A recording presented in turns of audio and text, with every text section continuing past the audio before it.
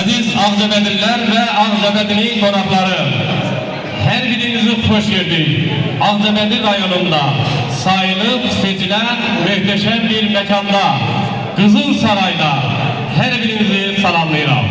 Teymur Bey, Nuray Hanım'ın toy meclisinde hoş gördük sizleri. Bəli, regionumuzda olmayan hiçbir şadlık evinde rast gelmediğimiz bir tenteneli surette bey gelin giriş edecek Kızıl Saray'a. Yani bu bir giriş değil. Bu iki gencin ömür yolunda koşa adımladığının ilk başlangıcıdır.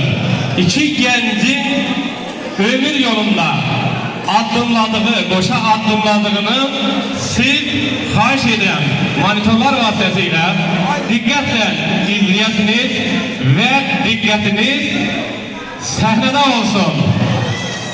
Bir daha deyirəm, hiçbir şadlık evinde rast gelmediğimiz bölgemizde muhteşem bir tenteneli surette beyimizi, kendimizi davet edirik.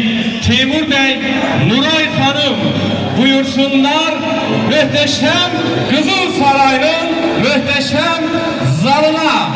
Alkışlarla bu iki gencin